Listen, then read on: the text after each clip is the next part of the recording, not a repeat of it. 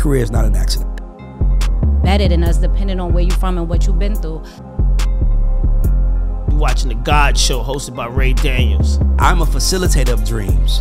I am not here to take you to your dream. Too much money in a record deal can really enslave you. King Damon, formerly of the Underdogs. There's only 2 of those. This is Wendy Day from Rap Coalition. 106 & Park was created by me. I created the show for Bow Wow. We the guys that cut the checks and made checks for people. You're watching me right here on the GAUDS show. On the GAUDS show tonight. God bless America.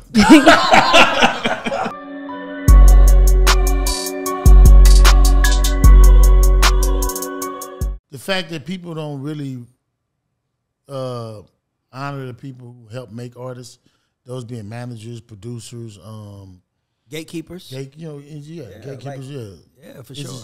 We have phenomenal. We've been blessed to have phenomenal artists, but there are people who work to wake them up, put them to sleep, get them clean when they get themselves dirty, keep them out of beef when they get in beef, reading contracts, not reading contracts, and it's just it's a grimy existence because you can always get stepped on to the next level. Yeah. So you hit the paperwork gangsters who come in the room or start lying on you and telling you can't. A lot of people use fear tactics with people like yourself where they like, man, if you just get away from him, that's what's really stopping you from doing 1, 2, 3. And, when you come from nothing, that fear controls you. Like, damn, I love you, but I'm trying to get money to feed my family. And then these people play roles. So I'm glad that they did it. Like, especially because, I got introduced to Haitian Jack. Like, that's somebody who I got to meet. Right. Like, I got to meet that dude one day. Jack is a beast, man. Jack is crazy. You know what's crazy? Jack is very intelligent. So, but you would miss that. Yep. You would miss the intelligence that the people who sit in my position have to be able to move in this world, because just as a prime example, this is 2023. 20 years ago, we couldn't take an artist to Europe. You had to either go through the major booking agencies. Yeah. What was their name? CAA, ICM, William Morris. Yeah.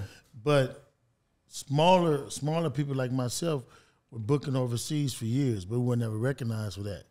And so now you see the independence of major labels, or labels like you guys has labeled us in Atlanta, dominating that, now taking over and taking control of the artists' images and performances. And you see deals that came along like the 360, where labels start buying back into people's publishing.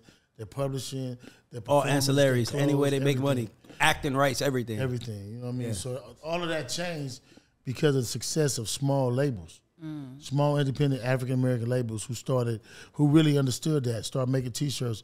Because we're in a different era now where you actually make more money off of your ancillaries than you actually do off the album sales.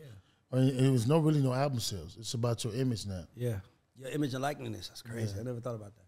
Yeah, so you have your own record label. What's the first piece of advice you kind of give artists that sign to you? You got to outwork the person you're going to. You know what I mean? The first, it's really about, if you're not calling me 10 times a day to get your stuff done, then I don't even want to deal with you, because that let me know where you are. And then the first time somebody who has a bigger budget, bigger understanding come to you, you're gonna want to go, because you don't want to work really. You just want to. You're trying to finesse your way to the top. Yeah, and it's different. You got those artists that's just grimy, that's with it. They'll record themselves, work hard, do everything they need them to do. And now we're in an era now where you want to go. If you're in my position, I don't want nobody that I got to build. Yep. I want to go see somebody. Look, I'm gonna ask the same question the major labels ask now. How many followers you on Instagram? How many tweets? Because it's a gamble. Yeah. And I think what Hip Hop Uncovered we tried to show young people is that it's like having, if you got a budget of $5 million and you have to go back and ensure a return on that, do you put $1 million in each artist, right, and hope that this artist blows up? So you put $1 million behind each artist and only one of them blows up, and that artist recoups for everybody else to barely cover the $5 million that you have, and now You know, so it's a gamble. It's like we shooting dice. And these young kids don't understand that somebody's taking the time to invest in you, and the only question you want to know is how fast can I get out the contract?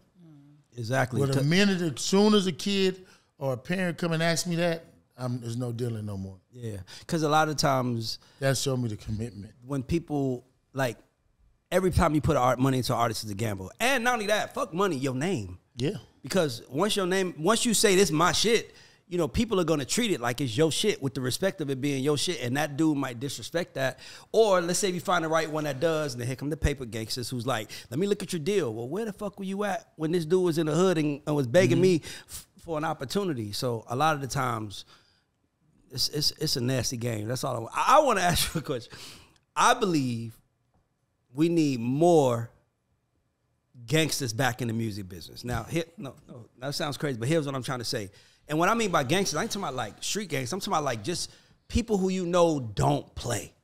Like fucking the head of a company who's like, he better do that or that's a wrap. Like Jimmy Iovine was a gangster. Like he didn't play that shit. Don't play with me. I'm gonna put money in you, but this is what you have to do. And I feel like the new music business is too nice, too friendly. So now artists have all the choices, and then when shit don't work, they looking at the label like y'all fuck me. When the label knew from the jump what to do right. So I just believe that the music business needs more gangsters that people are afraid of, that they'll honor and respect. Like, how you feel about that? I don't know that it needs more gangsters I don't think it needs more gangsters more than it's already there. The fact of the matter is you get young people who put out a song, it goes viral, they become millionaires, and they forget to do the work. You get one or two who stays the course, right? But then you hit, like you said now, going to the fact that the gangster part, and trying to, you know, conceive what you're saying, I think it's imperative that you have men who have experienced certain things, who can be stern and saying, that's what I mean. This needs to happen. If you want to if you want to get 10 years out of this game, bro, you're going to have to listen to somebody. You're going to do these things.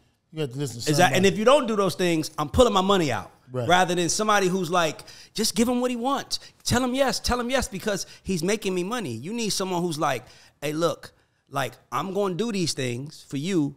I'm going to show up for you, but you're going to have to show up for me. Right. And I feel like now every artist, they don't see that. They see showing up for themselves.